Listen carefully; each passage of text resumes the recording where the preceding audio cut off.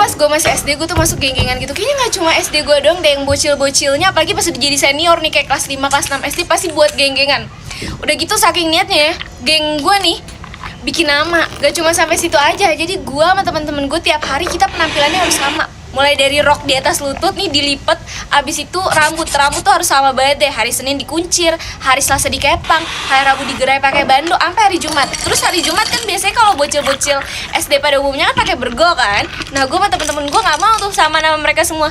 Kita pakai kerudung segitiga. Geng gue ini nggak ada nama ketua, cuma ada satu orang yang kalau ngomong kagak ada yang berani bantah. Itu tuh yang tadi tuh yang kayak Senin Selasa harus rambutnya diapain, itu tuh dia nentuin. Jadi kita semua nih nggak ada yang berani ngebantah. Jadi pas dia ngomong, oke besok kita kepang ya, kepang 2, terus kayak oh iya ayo nggak ada yang berani bantai karena pada takut semua sama dia. Nah suatu hari ada salah satu teman gue yang nyeletuk kayak kita bikin baju samaan ya, jadi kalau misalnya kita hari Minggu atau hari Sabtu main kita punya baju samaan gitu. Terus kayak pada mau semua nih, dan karena pas SD duit jajan dikit dan harga baju kaos itu kan pasti puluhan ribu ya, nggak mungkin kita ngomong ke emak buat beli baju samaan geng-gengan kan nggak mungkin. Jadi akhirnya kita memutuskan untuk ngumpulin duit nih tiap hari. Nah ngumpulin duitnya ini ke si orang yang kita takutin gitu, dia nawarin diri deh kalau nggak salah, iya ke gua aja gitu. Ya udah akhirnya kita ngumpulin nih tiap hari kayak 1.000, 2.000 kayak gitu.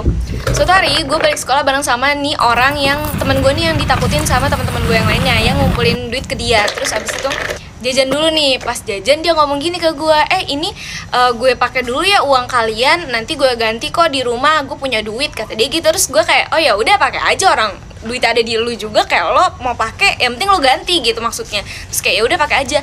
Dan itu nggak cuma sekali, besokannya pas gue pulang bareng sama dia lagi, dia begitu lagi dan seterusnya. Sering banget dia pakai uang gue sama teman-teman gue itu.